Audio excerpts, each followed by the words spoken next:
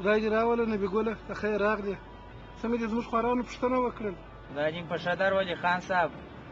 ولا زموږ خو چې کار بند شي خان صاحب تا ته راسو. موږ په کلي کې بل څوک نه لرو یوازې ته. خدای دې راوله نبي جانه دا څنګه کار دی چې په ما کېږي. خان صاحب ته خبر یې د تریاکو کرلو ته فقط 15 شپې پاته دي. نو راغلی یم تا ته که دې ونه کړي کومک را سره وکړي. همدا وخت یې راسه چیرېږي خان صاحب. ولا رښتیا نبي ګله وخت نو تېرېږي غم یې وخوره. زما په خوله که یې ورته ګورم بس چابک کار وکړه. خان صاحب غم خو بې وخورم خو زه دونه پیسې ولاکه لرم چې یا توخم فرانسم یا ټکټر ته ورکړم چې دا مځکه واړوي. نو که ته یې څه پیسې راکړې. ولا نبي ګله رښتیا هم کښتو کرونده خو پیسې غواړي. خو خبره داسې ده ته در ما ښه خبر یې چې اوس دغه یوه افغانۍ در 100 منه ډبره لاندې ده. کار و معاملې ټپې ولاړې دي د دې خوا وضع ده وایي دا دوستان وځي وایم چې دا ووځي بیخي به معاملې خرابې شي. خو بیا هم زه خپل کوښښ درسره کوم پیسې به درکړم خو په یوه شرط. کوم شرط خان صاحب؟ شرط دا دی نبي ګله وایم چې تاریخ کرې ما در سره شریکه هره به ما ته هم یو شی جوړ شي. خیر دا پیسې به زه درکړم د پیسو په کیسه کې مه کېږه. خان صاحب زما یوه ټوټه مځکه ده وم په دې چې ته هم را سره شریک سې وم دونه شی نه کوي سبا به دې خواره څه بده شي. ښه نو نبي ګله چې نه مې شریکوې وه مځکه مې لږ ده نو بیا یو بل کار وکړه. زه به تا ته 2 لکه روپۍ درکړم مګر چې تریاک دې ورسېدل بیا 2.5 لکه درڅه غواړم. د یوې خوا زما پیسه بندېږي ګوره لاس مې شی نه راځي او بل یوازې ته نه یم ما دا معاملې ګرده دغسې کړي دي. خوښه مې ده خان صاحب کور دې ودان وم چې 3 لکه دې راته ویلي وای هم مې درکولې لاس مې بند دی خان صاحب څنګه وکړمه. سمه ده نبي ګله خو دا یوه خبره دې ستا په یاد یې ګوره که دغه تریاک دولت مات کړه زه د خپلې 2.5 لکه بیا ستا څخه پر یوه ځای غواړم. بیا به په هغه وخت کې نه لانجه کوې نه به خلک راته راټولوې چې وروره داسې ده پلانه ده وبستانه ده. زما په هغو خبرو سر نه خلاصېږي. که ستا تریاک سم وکړه خراب وکړه دولت مات کړه که نه کړه زه د خپلې 2.5 لکې داسې وچ کړه چې ستا ته غواړم. خوښه دې ده که دې نه ده؟ خوښه مې ده خان صاحب ته بېغمه اوسه پر دغه دواړو سترګو یې درکومه خان چې صاحب. خوښه دې ده درځه چې دا خو دونه خبر نه ده د څه پیسې درکړه. کور دې ودان خدای دې خیر درکړي خان صاحب.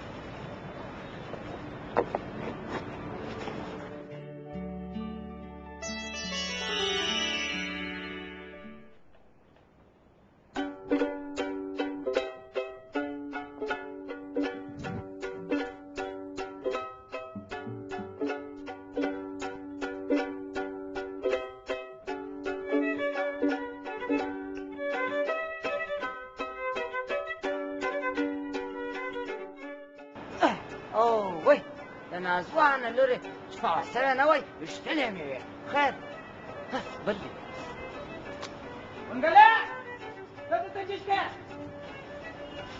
چېرته چشکه بلای خورده لالا ته دلته چشکه ته ما په چیش پسې راستولی دی هم ته دلته چشکه لالا نه مې ویله چې چوغو کې والمه ما ته په چیش پسې راواستولې ما ته ټول مځکې ته ورسه چې هغه تریاک مات نه کړي پلیس خبر سوي دي ته دلته ولاړې چوغو کې ولې هرای نو بارد ته په پولیسو معنې سه خپله ولې نه ورځې نو په دا غوږو کې دې چیش دي د شوکي زو هغه راډیو د هسمسته غزلې وراچولې وه یو خو دې خدای دا راډیوګانې ورکې کړي څلور بېشته د بل پروګرام نه لري خالي غزلې دي ته واخله هغه په غوږو کې بک پر صاحب ځکې فقط کې ګوشي وي نو دا خپل راډیو یو کړی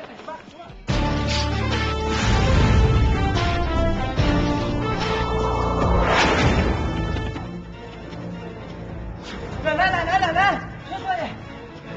لا ګورې مځکې ته پولیس راغله تریاک یې ګرده مات کړه لکه چې یو چا شیطانت ورته کړی دی دا څه وایې موږ تریاک یې رامات کړه ټول مې خراب شو خدایه.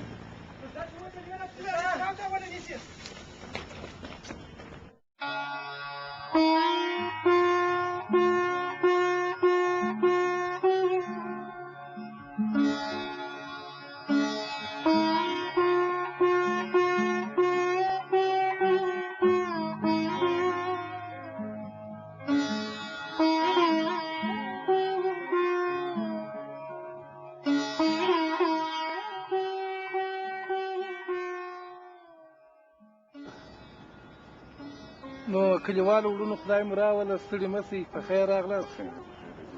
تاسو مې نن د دې دپاره راغوښتي یاست، جرګه مې جوړه کړې ده. ما ولا ماښام ته راغوښتله، ښه پروګرام یې جوړوئ، یو پسه مې حلالوئ، یو جاپاني ته مې هم دعوت ورکړی و، او بل مال یو ښه جوړه کالي به هم درته درکړم.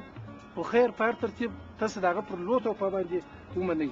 خبره اصلا داسې ده چې زما و زموږ د کلي د نبي ګل ترمنځ یو کوچنۍ موضوع ده، ستاسو په خبر سئ. حاجي صاحب که ماته داسې پته وای کنه زه به درته د ورځې نه د شپې هم درته راغلی وای، خو د تو په خدمت کې یو موږ هم پښتانه یو سړی. خان صاحب داسې لږ لږ موږ هم غوږېدلي، چې داسې خاص ولا خبر وم په دې کیسه باندې. خان صاحب ولا خان صاحب ته دا کیسه څه واضح کړه کلیوالو ته، ستا د نبي ګله سره څه مشکل دی؟ شاه ملک صاحب ته به لږ ډېر خبر یې. زما مشکل زموږ ستاسو په کلي کې د نبي ګل سره دی. دغه نبي ګل و ما ته راغلی کښېنستی، ما ته ویل خان صاحب د تاریاکو وخت دی، 15 ورځې پاتې دي، وایم د خدایه ونه لرم، نه د تخم پیسې لرم، نه د ټکټر پیسې لرم، ته یو څه کومک زما سره وکړه. او دا مې هم پر کښېښوله، ما وروره چې حاصل دې ورسېدی، چې تاریاک دې ورسېده، زه 2.5 لکه روپۍ درڅه غواړم. نو زما پیسه بنده سوله، ماته شی په لاس نه راځي، ستاسو سر خلاصېږي په دې خبرو. نو ده زما ته ویل چې یاره خان صاحب وایم ستا کور ودان بیخي سمه خبره دې وکړله، وایم وروره زه پر نیمه شپه دا پیسې در وړم، چې ما دې حاصل و لاسته راغلی، اوس چې وروره زه خبرېږم د 1.5 د خولې څخه وروره، وایم سړی ته وایم پیسې راوړه، پیسې نه راوړي، وایم وروره وخت دې پوره دی، داسې دی. نو تاسو وروره کلیوال یاست، په دې کې زما ګناه څه شي ده؟ وایم چې دولت تاریاک ور مات کړه، په دې کې زما څه ګناه ده؟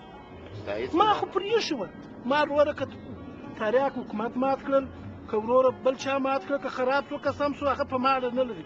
ده راته وویل په دواړو سترګو، وایم ستا پیسې خان صاحب زه در وړم، پر نیمه شپه یوه کور ته در وړم، اوس تاسو فیصله وکړئ، په دې کې زما څه ګناه ده؟ ولا کلیوالو د نبي ګل په خان صاحب ملامت دی، باید د خان صاحب حق خو ورکړي.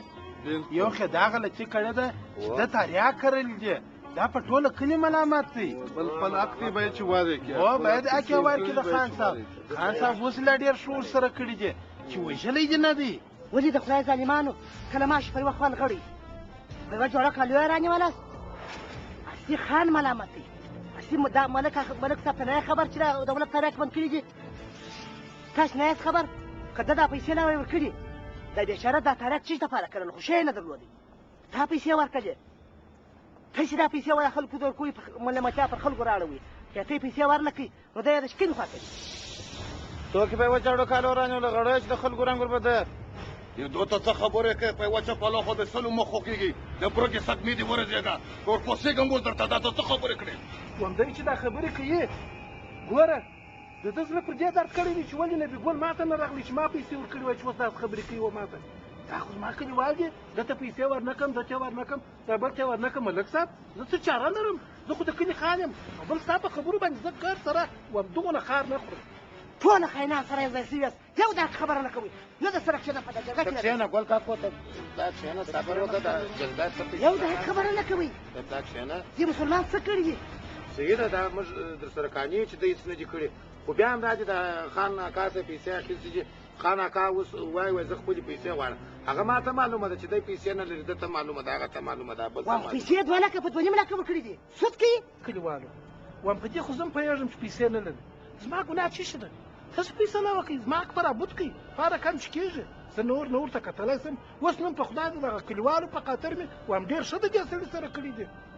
خان صاحب در لیکي دا سړی د وچ سړی نه دی، زموږ ستاسې کلیوال دی، څونه بس والا اصلا ورته ناست یې وتوانه دي. او وروره ته کرهار کښېنه، ته یو نفر یې، ته د بس جرګې فیصله نه شې کولی، ته د جرګې دا خلکو ته غوږ ونیسې چې هغه فیصله نه کوي، ګرده کله معاش پر وخت باندې سره ورغړي. جلاله زه تا ته وایم نبي ګل پیسې لري؟ یا نه لري چې درلوده یې خور کړي دی. نبي ګل پیسې لري؟ یا نه لري.